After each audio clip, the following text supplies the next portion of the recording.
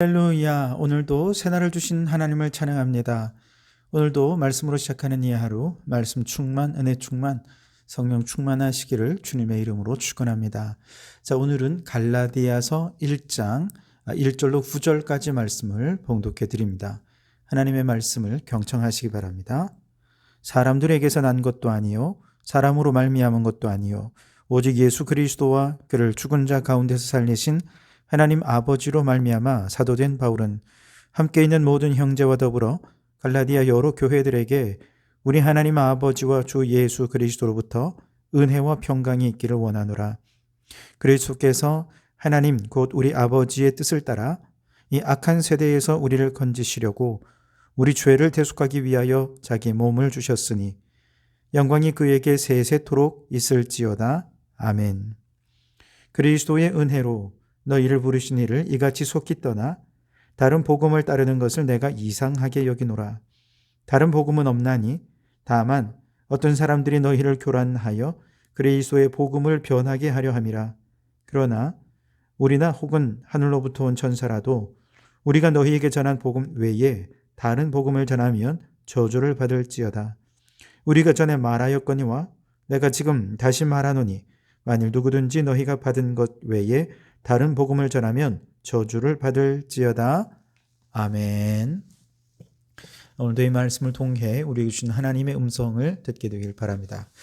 갈라디아서는 신약 서신서 가운데서 로마서, 고린도 전후서와 더불어서 교리 서신으로 분류가 되는 서신입니다.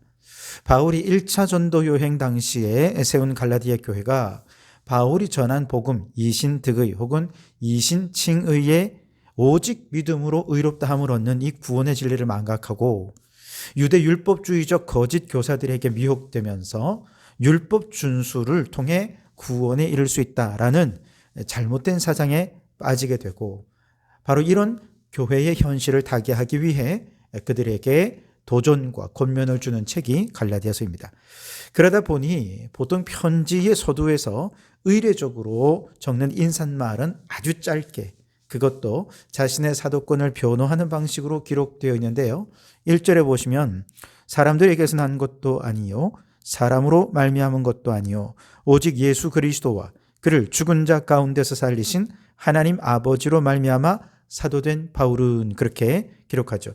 바울이 개척한 교회에 유대 율법주의자들이 들어와서 바울은 12 제자 중에 한 사람도 아니고 예루살렘에서 정식으로 배우지도 않고 사도로 이렇게 인정할 만한 건덕지가 아무것도 없어. 사도적 권위를 막 흔드는 거죠. 이것은 겉으로 볼 때는 바울의 사도권에 대한 공격이지만 더 깊이 내려가 보면 바울이 전한 이신칭의의 복음에 대해 공격하려는 즉 복음에 대한 공격이 바로 그 목적이었던 것이죠. 만약 바울의 사도적 권위가 무너지면 그가 전한 복음도 흔들리게 되기 때문에 바울은 이 이신칭의의 복음을 수호하기 위해 이제 편지의 서론에서부터 아주 강하게 자신의 사도권을 변호하고 있습니다. 자신의 사도됨은 인간적인 위임이나 혹은 제도적인 승인에 있는 것이 아니라 부활하신 그리스도의 직접적인 부르심에 있다라고 밝히는 거죠. 자, 그런데 바울에게 직접 사도적 권위를 부여해 주신 예수 그리스도, 그분은 어떤 분이십니까? 4절에 보시면 그리스도께서 하나님 곧 우리 아버지의 뜻을 따라 이 악한 세대에서 우리를 건지려고 우리 죄를 대속하기 위하여 자기 몸을 주셨으니 라고 말합니다. 바울은 예수님에 대해 소개하기 전에 예수 그리스도께서 희생하셔야 하는 배경으로 이 세대가 너무나 악하다라고 규정하고 있습니다. 이 세상은 사악한 일들이 끊임없이 벌어지는 배역한 곳이며 하나님의 심판을 받아 멸망할 수밖에 없는 곳이라는 겁니다.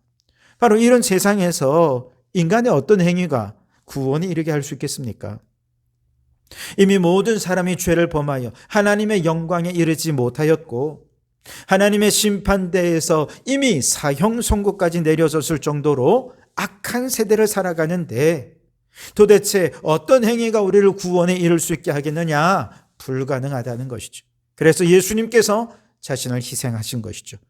우리가 얻은 구원은 율법을 잘 지키거나 할례를 행하는 인간의 행위가 아니라 인간의 행위 이전에 그리스도의 대속의 십자가, 그분의 희생과 그분의 헌신과 몸을 내어주신 그분의 사랑, 바로 그 사실을 믿기만 하면 오직 믿음으로, 그리고 오직 은혜로 구원을 받는 것이죠. 오늘 우리가 사는 이 시대가 희망이 있고 사람들이 변화될 가능성이 있다고 믿는다면 그 믿음은 인간의 행위를 의지하게 할 것입니다. 그러나 성경은 이 세대는 희망이 없다라고 결론 내립니다. 인간들은 본성적으로 죄에 물들어 있기에 인간의 행위로 변화될 가능성도 전혀 없다라고 봅니다. 우리의 믿음은 어디에 있습니까? 오직 예수 그리스도께 있는 것이죠. 이 세대에 대한 희망, 인간에 대한 유일한 가능성은 예수 그리스도 안에서만 가능합니다. 예수님을 벗어난 인간의 희망은 그 어디에도 존재할 수 없는 것이죠. 그러니 예수 그리스도를 믿을 때 여기에 희망이 있고 여기에 생명이 있고 여기에 미래가 있는 것이지요. 그러므로 여러분, 예수님을 믿고 의지함으로 오직 믿음으로 구원받는 성도들이 되시기 바랍니다. 자, 앞서 말씀드린 대로 갈라디아 교회는 바울이 1차 전도 여행 당시 세웠습니다. 이때 성도들은요, 바울로부터 이신칭의의 아주 올바르고 건강한 복음을 받았습니다. 그럼에도 불구하고 바울이 갈라디아 지역을 떠나 다른 곳에서 복음을 전하는 지 얼마 되지도 않아서 이신칭의의 구원의 진리를 버리고 구원을 위해서는 할례도 필요하고 율법을 준수한 것이 필요하다는 저 율법주의자들의 가르침을 받아들이고 만 것이죠. 바울은 이런 사실이 너무 이해하기가 힘들었습니다. 너무 이상하게 여겨졌습니다. 그래서 6절에 보시면 그리스도의 은혜로 너희를 부르신 이를 이같이 속히 떠나 다른 복음을 따르는 것을 내가 이상하게 여기노라. 너무 이상하다는 것이죠. 어떻게 이럴 수가 있는지 이해가 안 되는 것이죠. 이거는 뭐 화가 나는 정도가 아니고 그냥 너무 이상해서 헛헛한 웃음밖에 안 나오는 것이죠. 그러나 이건 죄인 구원을 위한 그리스도의 대속을 불완전하게 만드는 것인 동시에 결국 그리스도의 구속의 은혜를 저버리는 행위가 되기 때문에 바울은 다른 복음을 전하는 자들을 저주하는 형식을 빌어 갈라디아 교회 성도들을 엄히 책망하고 있습니다. 7절에서 9절까지 보시면 다른 복음은 없나니 다만 어떤 사람들이 너희를 교란하여 그리스도의 복음을 변하게 하려 함이라. 그러나 우리나 혹은 하늘로부터 온 천사라도 우리가 너희에게 전한 복음 외에 다른 복음을 전하면 저주를 받을지어다. 우리가 전에 말하였거니와 내가 지금 다시 말하노니 만일 누구든지 너희가 받은 것 외에 다른 복음을 전하면 저주를 받을지어다. 바울은 먼저 단호하게 선언하죠. 다른 복음은 없다. 이 선포는 오늘처럼 종교 다원주의 시대에 너무나도 필요한 메시지입니다. 오늘날 많은 사람들은 이 사실을 인정하려 하지 않습니다. 어떤 이들은 구원이란 마치 산의 정상에 오르는 것과 같다고 설명하죠. 산의 정상에 오르는 길이 한 길만 있는 것이 아니라 여러 갈래의 길이 있는 것처럼 구원이라고 하는 목적에 도달하는 길도 예수의 길 이외에 얼마든지 다른 종교의 길을 통해서도 구원 얻을 수 있노라 라고 얘기하고 있습니다. 혹은 어떤 사람들은 구원을 배 짜는 것에 비유합니다. 구원이란 마치 넓은 배를 짜는 것 같아서 한 가지 사상만으로만 되는 것이 아니라 시실이 필요하고 날실이 필요하고 그렇게 시실과 날실이 서로 얽히고 얽히듯이 수많은 사상과 가르침들이 시실이 되고 날실이 되어 서로 종합되어 보면 나중에 온전한 구원을 이루게 되는 것이다 라고 하는 것이죠. 그러나 여러분 생각해 보십시오. 만약 모든 사상과 가르침이 우리를 구원으로 인도한다면, 아니 예수 그리스도 외에 다른 방법으로 구원이 가능하다면 왜 굳이 예수님께서 하늘 영광 보좌를 버리고 인간의 육신을 입고 이 땅에 오셔서 십자가에 못 박히셔야 했겠습니까?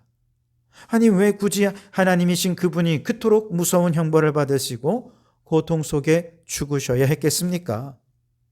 단지 하나님께서 우리를 사랑하신다는 사실을 나타내기 위해 하나의 쇼를 벌인 것밖에 더 안 되겠습니까? 그러나 여러분 결코 그렇지 않습니다. 만약 예수님께서 십자가에 못 박혀 죽지 않으셔도 우리가 구원받을 수 있는 다른 복음이 있었다면 예수님은 겟세마네 동산에서 땀방울이 핏방울이 되도록 고민하며 기도하실 필요가 없었겠죠. 절대로 십자가에 못 박이실 이유가 없었을 것입니다. 다른 사상과 가르침으로도 얼마든지 구원에 이를 수 있다는 가르침은 하나님을 모독하는 가르침이기에 바울은 다른 복음을 전하는 자들을 향해 2번이나 반복해서 저주를 선포합니다. 사실 복음을 전하는 사도가 누군가를 저주하는 일 흔하지 않는 일이죠. 웬만해서는 축복하고 이해하려 하지 저주하지 않습니다. 그런데 바울은 다른 복음을 전하는 이 사건에 대해서만큼은 단호하게 저주를 선포합니다. 왜냐? 복음을 왜곡시키는 죄야말로 이 세상 어떤 죄보다 심각하고 무서운 죄이기 때문에 그렇습니다. 사회적으로 가장 큰 죄라고 하면 주로 살인죄죠. 그래서 살인을 저지른 사람들은 무기징역 아니면 사형입니다. 이번에 처음 한 것이지만 사형만큼 중한 죄가 있죠. 내란 외환죄입니다. 내란 외환죄를 일으키면 무기징역 아니면 사형밖에 선고가 되지 않는다 그러더라고요. 그만큼 무거운 죄이기 때문이겠죠. 그러나 여러분, 사람이 살인을 한다고 해서 그 영혼까지 지옥에 떨어집니까? 그렇지는 않습니다. 육체는 멸할 수 있지만 영혼을 멸할 수 있는 존재는 없습니다. 내란이 일어나고 외환이 일어난다고 해서 그 영혼이 지옥에 떨어집니까? 그렇지 않습니다. 그런데 복음을 왜곡시켜서 다른 복음을 전하게 되면 육체적 생명보다 훨씬 소중한 영적 생명을 잃어버리게 만드는 결과를 초래하게 됩니다. 그래서 영생을 잃어버리고 지옥에 떨어져서 영원토록 고통받게 되고 마는 것이죠. 그래서 다른 복음을 전하는 자들이야말로 이 세상 어떤 범죄보다 더 크고 무거운 죄로 여기며 그들을 향해 저주를 선포하는 것입니다. 여러분, 우리는 사람의 영혼까지도 멸하는 끔찍한 범죄인 복음을 왜곡시키는 죄를 범해서는 안 되겠습니다. 또 왜곡된 복음인 이단에 빠져서 스스로 멸망길을 자초하는 어리석은 자가 되어서도 안 되겠습니다. 그래서 디도서를 비롯한 다른 서신서에 보면 이단에 빠진 사람하고는 인사도 하지 말고 이단에 속한 사람하고는 한두 번 훈계한 후에 멀리하라 라고 권면하고 있습니다. 여러분, 우리가 이 사악한 세대에서 멸망하지 않고 영생을 얻는 유일한 방법, 그것은 바로 올바른 예수 십자가 복음 위에 굳게 서서 오직 믿음, 오직 은혜로 살아가는 것인 줄 믿습니다. 바라기는 우리 모든 성도들이 이 올바른 복음 위에 견고히 서서 흔들림 없는 믿음으로 복음을 수호하는 성도들이 되시기를 주님의 이름으로 축원합니다. 기도하겠습니다. 하나님 아버지, 어제는 거룩한 주일을 보내고 새 한 주간을 시작하게 하시니 감사합니다. 주신 말씀 마음에 새겨 영광의 왕이신 예수 그리스도를 내 삶의 주인으로 모시고 죄사함과 의롭게 됨의 복을 받고 거룩한 성전으로 지어져 가게 해 주시옵소서. 오늘도 우리를 은혜로 불러주시고 오직 믿음으로 의롭다 하시는 복음을 깨닫게 하시니 감사합니다. 갈라디아 교회가 다른 복음에 미혹되었던 것처럼 우리도 세상의 거짓 가르침과 인간의 행위에 흔들리기 쉽습니다. 그러나 주님, 예수 그리스도께서 자기 몸을 내어주셔서 우리 죄를 대속하시고 이 악한 세대에서 우리를 건져내셨음을 믿습니다. 다른 복음은 없음을 굳게 붙들게 하시고 오직 십자가의 은혜와 믿음으로만 구원받는 진리를 지키게 하옵소서. 우리의 희망과 생명과 미래가 오직 예수 그리스도 안에 있음을 고백하며 흔들림 없는 믿음으로 승리하게 해 주시옵소서. 예수님 이름으로 기도하옵나이다. 아멘.